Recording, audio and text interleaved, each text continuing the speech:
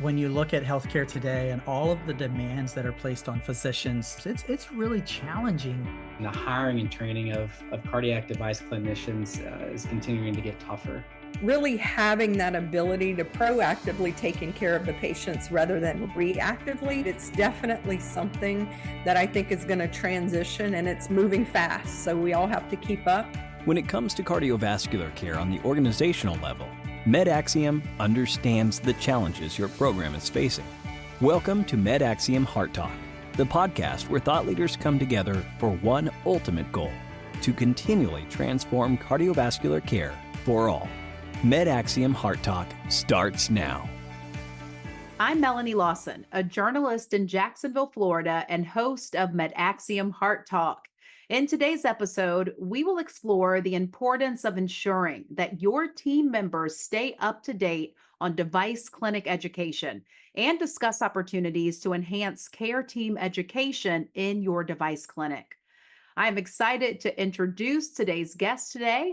We have first, Dr. James Allred is the CEO and co-founder of CV Remote Solutions, also a practicing electrophysiologist in North Carolina. He has implanted thousands of life-saving cardiac devices and still provides patient care. Up next, we have Nicole Knight joining us again from Florida. You know her well as a regular guest on the podcast. She is the Executive Vice President of Revenue Cycle Solutions and Care Transformation here at MedAxiom. And finally, Austin Reed joining us from Nashville. That's a fun place. The Vice President of Business Development, Strategy, and Innovation at CV Remote Solutions. So welcome to the podcast. We have Dr. Allred, Nicole, and of course, Austin. Thanks for joining me today. Thanks so much for having us. Thanks, Melanie. Always a pleasure, Melanie. Glad to be back. All right, well, let's dive right in. You can learn more, though, about today's guests throughout this episode, but please check out their full bios in the episode notes so that you can learn more about them. All right, so if you've been listening to us for a while, you know the drill. Our first question we typically ask all Heart Talk guests is, why did you decide to get into healthcare? And maybe if you had that aha moment at some point in your life. So first, we will go to Dr. Allred, because you're a busy guy. I mean, you have big jobs and starting CV Remote Solutions as well. Tell me more about what motivates you. Thank you so much, Melanie. I've been really blessed on this journey, and it's one that I would have never expected. When I think back to where my journey began as a kid, looking at family members who were struggling with health issues and saying, I want to be part of the solution for my family member's health issue. And then you fast forward literally, Melanie, 40 years. And the why that I have today in healthcare is I want to be the part of the solution for some of the things going on in healthcare today. I'm really blessed and excited to be here today and to talk more about it with you. Yeah, I love it. I mean, that makes you feel empowered, right? Being a part of a solution that is a problem that plagues a lot of folks. All right, Austin, let me bring in the conversation. Did you ever have that aha moment, or what motivates you? Yeah, it's a great question. I was lucky enough, going through my educational journey to realize that I had a service-oriented heart, and I found the greatest joy when I got to serve others.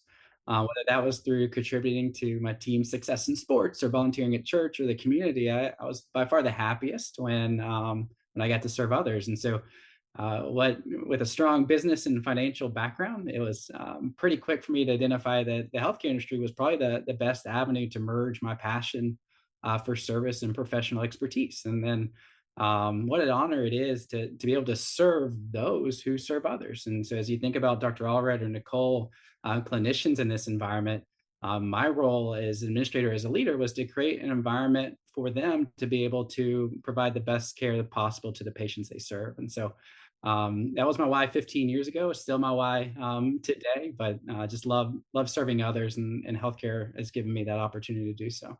Oh man, I'm like giving you guys hearts right now. How sweet. Love to hear all of these beautiful reasons on why you're doing the work.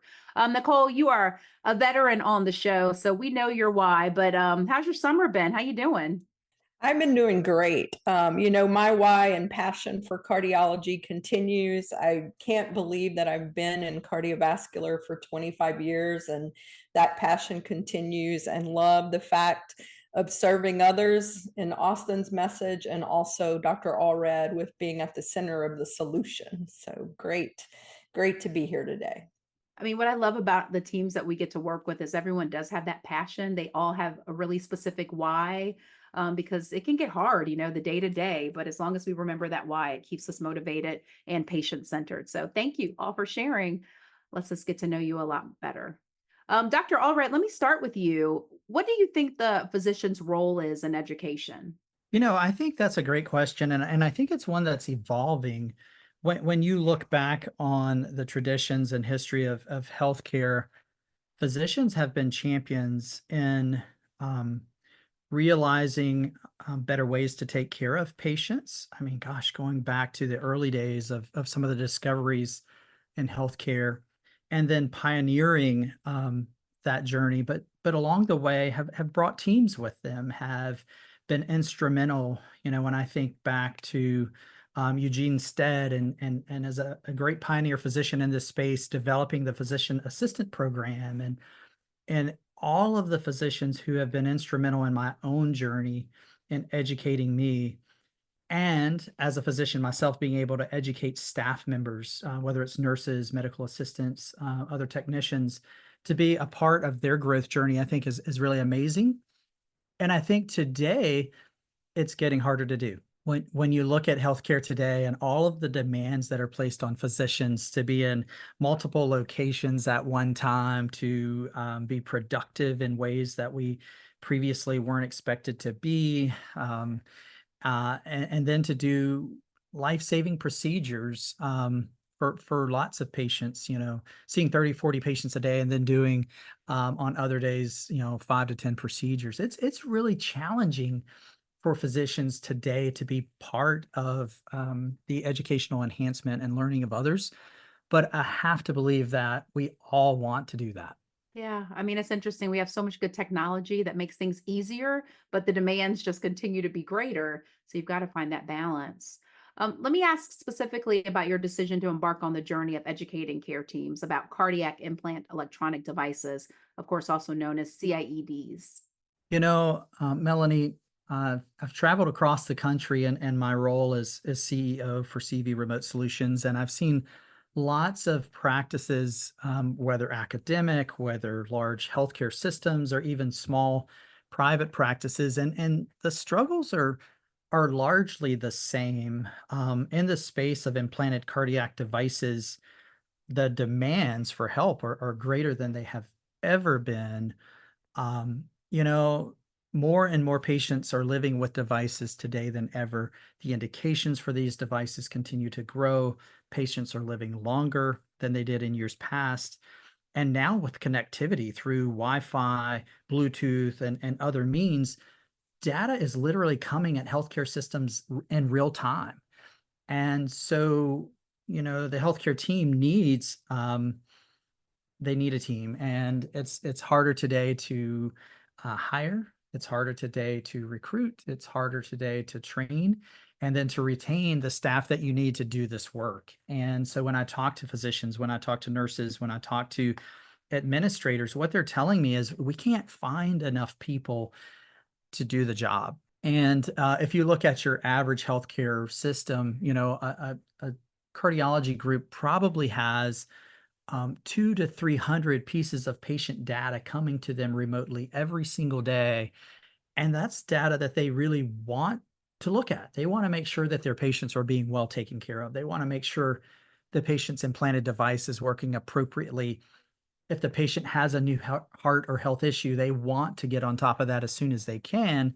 And so they have to put the right team around them to do that. And so at CV Remote Solutions, we do partner with practices across the country to help them with that. But more and more, what we're realizing is that we can't fill all of the gaps for these clinics. We want, as healthcare providers ourselves, we want to partner alongside of these practices to help them educate, to train, to hire the people that they need. because we at Heart feel like these practices should have control of their patients and be able to do it themselves. And so as we began thinking about education, honestly, a great opportunity was when I met Nicole Knight and her team and realized we shared a same passion.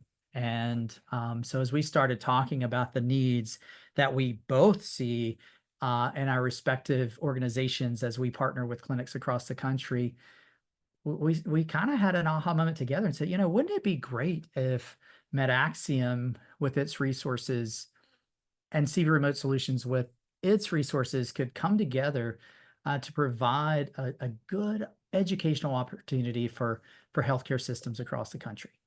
I love that synchronicity. I think we find, especially at our conferences, when people come together and they start talking and they're like, oh, we need this. Oh, I have this. How can we partner and make that happen? So, and in the end, it all benefits the patient.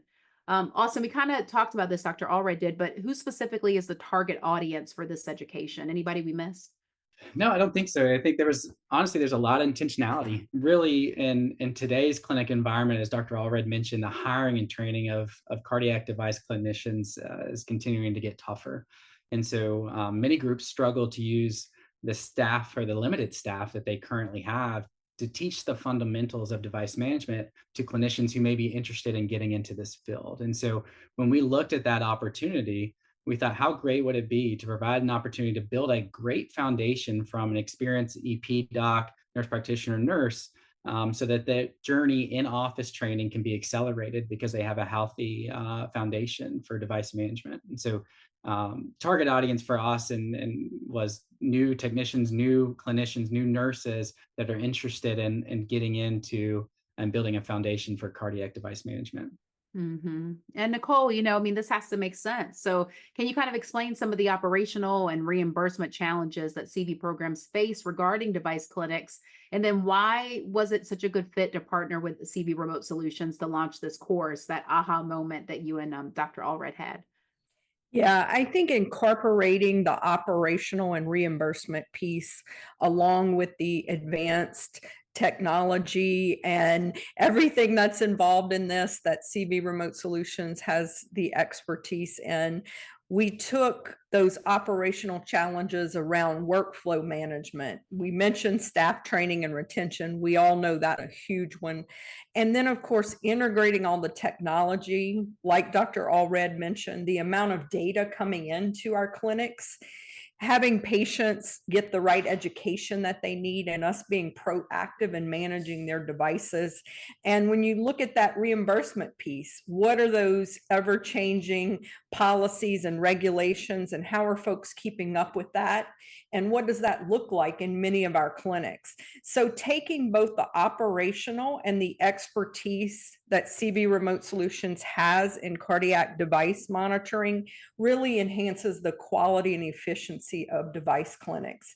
And as Austin mentioned, starting with understanding what that looks like in a device clinic, how device clinics work in both remote, in person, and how that technology training and that baseline comes into play, I think ultimately improves patient care. And also in working towards having that scalability in our clinics, that's always been huge. And CV Remote Solutions, that's a big part of the work they do, is to help clinics scale and also help with that financial performance in those clinics. So I think taking that operational reimbursement, technology, training, support, and putting it all together was really that aha moment from both of our organizations. And I think us both being focused in cardiovascular, which is the passion of both of our organizations, definitely was a great partnership.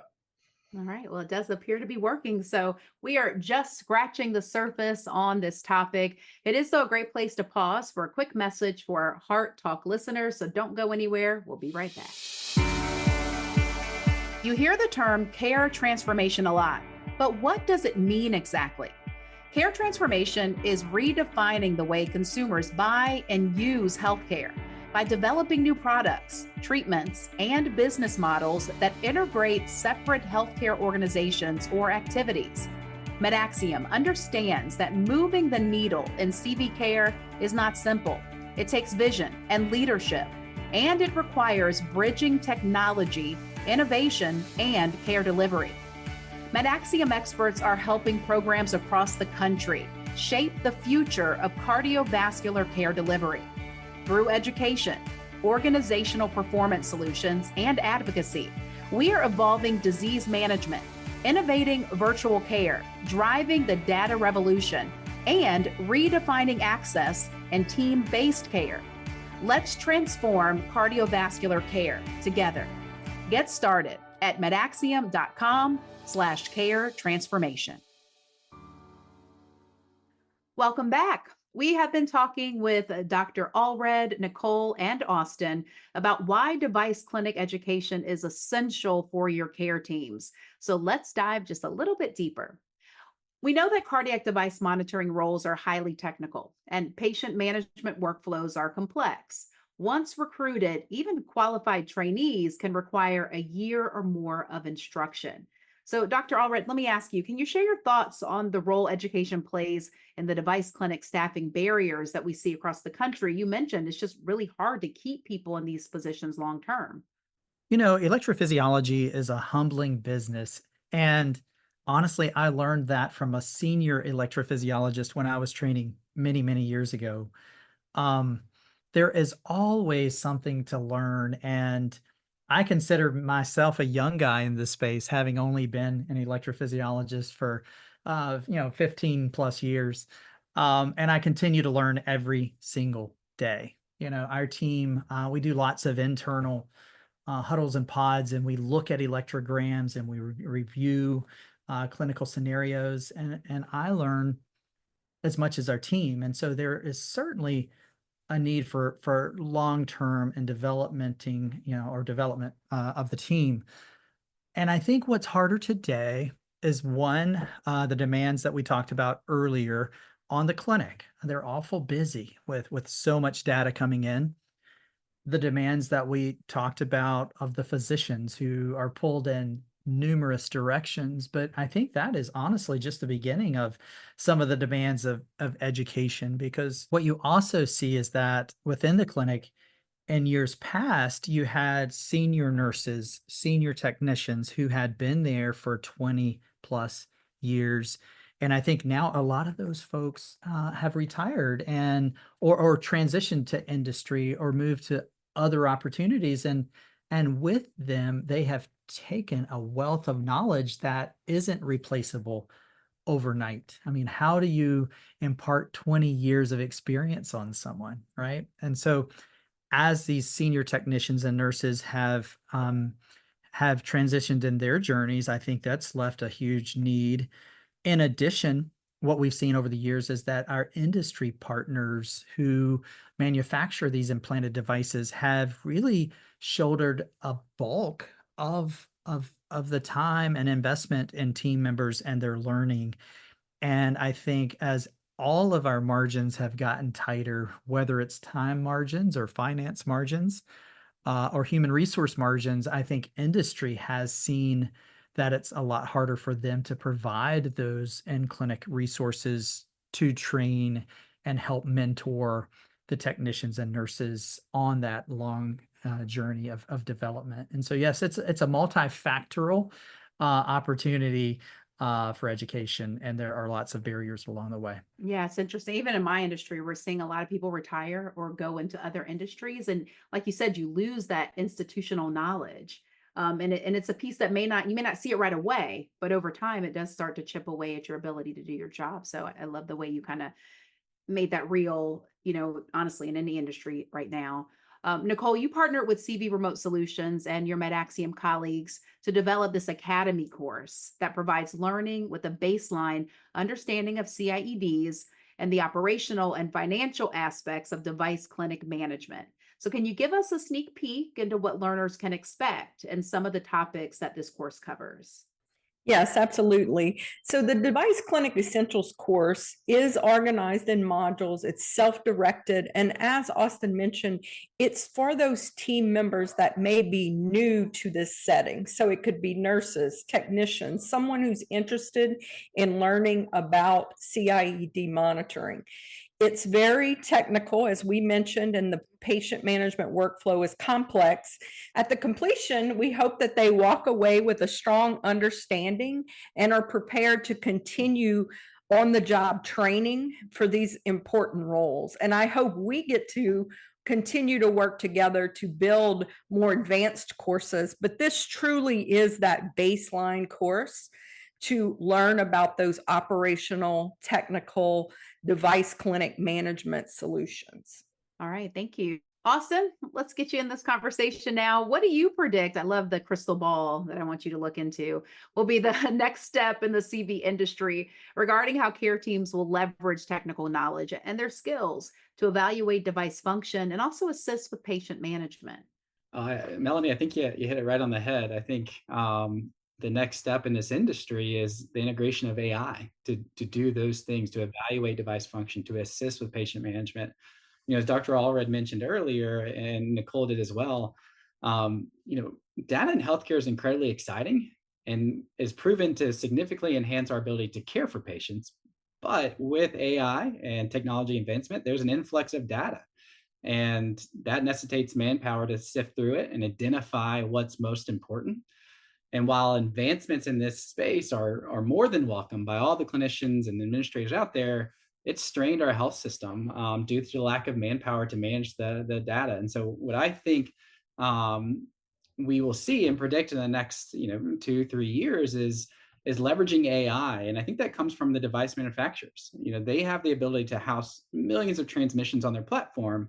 And I think what we've seen with Medtronic and some of the other industry manufacturer is with an increase in AI, they're able to allow us to have a decrease in non-actionable remotes. And what I mean by that is when you have this influx of data, that means that a clinician has to filter out that data to figure out what is clinically actionable, what are the priorities. And so my hope is that we can partner with these device manufacturers to help enhance that AI, to give us the ability to not have to cipher through as many information and really just grab out the information that we need that is clinically actionable. And so part of me hopes that with this AI and with this focus, that we can go to a future where we no longer fear the abundance of data, but we embrace it. But I say all of that to say I firmly believe that over the next 3 years, the human element in device management will remain irreplaceable. I think healthcare in general is a high-stake profession, and there's not margin for rounding errors. And so we get the opportunity and the privilege to take care of grandparents and parents and children to allow them to experience life in their fullest capabilities. And that requires a delicate balance of technology and human expertise. I love the way you put that. I mean, because, we think about AI, the 4-letter word that makes people get so nervous, but we're learning to embrace it and understanding how it's truly, truly crucial in next steps. But then we put it in perspective of humans and we're dealing with people's lives and loved ones. Dr. Allred, let me ask you that same question, when we're really looking at kind of the future of this and how we're going to use all this data and really be able to process it, understand it, and help it to benefit our patients. I think we are just at the infancy of data in healthcare.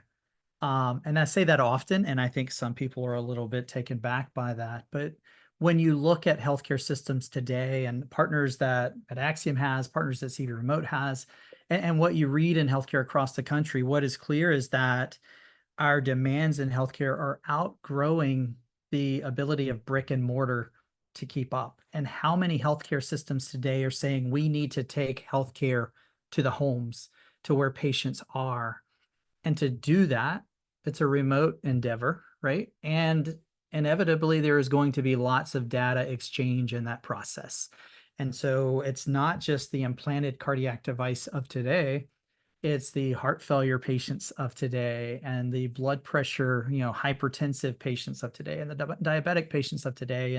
And who will it be tomorrow? I'm excited about this journey because I think together, what we've done with MedAxiom is a great first step, as Nicole said. And I think there are going to be many, many steps to come as we all realize together the importance of remote care and also the opportunity for us to become that solution that when I was 8 years old, I didn't imagine. But we're looking at being able to partner to take care of many, many patients in a really great way. Yeah, Dr. Allred, 8 years old, we've had a lot of strides. So just in the last, 5 to 8 years or less than that, it's like we're moving times 10 now than we were, so many years ago. Nicole, let me bring you in that conversation too, because, I think with Dr. Allred saying patients want to stay at home. They don't want to come into the office. They don't want to go to the hospital. And I think that's a great point that we keep hearing over and over again at MedAxiom. Yes, definitely. And I think too, it's proactively taking care of the patients rather than reactively.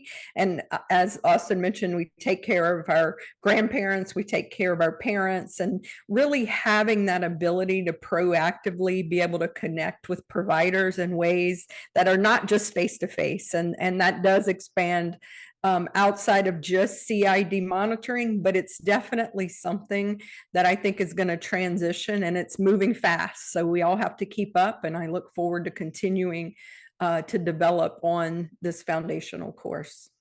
All right. Well, we're getting started and we'll continue to move probably at lightning speed, I believe. Is there anything else that anyone would like to add to the conversation? Dr. Allred, I'll give you some thoughts and final thoughts maybe. I think for me, I was able to go back and review this entire course and the content involved. And what I really want to just leave everyone with is that it's really impressive. Nicole, as she's already described, the wealth of knowledge involved in putting this together, but also just seeing this final product, I think is really exciting. And I think it is an introductory step. I don't want anyone to walk away thinking that this is a 1-year, replacement for in-office care or training, but it's a really great program. I'm really excited to be a part of it. And I want to thank MedAxiom for making this possible with us. Yeah, Nicole, any thoughts? A year, and then how much time will participants really engage with this course? It is self-directed, so, they could complete it pretty quickly. I think the exciting part for us is as well seeing that people could get interested in this from learning through this course and wanting to expand, because I think that's been the challenge. We have our seasoned 20-year nurses who've been in this space forever, or technicians, and then we're seeing transitions in that. And how do you get someone interested in this? It's a lot of work, a lot of data, a lot of patience. So how do you really entice them? So I think this is that foundational step to do that. And as we continue to develop, I think it'll continue to pique interest in this area for sure. And Austin, I'll just ask, you have any final thoughts on this topic? I think for those listening and trying to figure out, this is the product. And how do I launch this product within my team, or what's the process, or just whoever needs help thinking through how to incorporate this learning to either future new hires or team members that are looking to get into this. And I can speak for CV Remote, and I'm sure for Nicole and the rest of the MedAxiom team, we would love for folks to reach out to us directly, and we're happy to at least advise and consult with, implementing this learning program to their clinicians. All right, you heard the call. If you want to know more, definitely reach out to our 3. Remember, the bios are here in the notes, and ways to get in touch and learn more about this are available to you as well. So Dr. Allred, Nicole, and Austin, thank you so much for sharing your time and, of course, your passion. That was clear, your expertise today on MedAxiom HeartTalk. Melanie, thank you so much. Thank you, Melanie. Thanks, Melanie. All righty, that is going to do it for this episode. If you liked it, please tell your colleagues and let them know that they can subscribe to MedAxiom HeartTalk on Apple, Spotify, Google, or wherever they get their podcast. Also, if you'd like to send us a note or suggest a topic, we will certainly look and respond. Email us at hearttalk@medaxiom.com. Thank you so much for listening.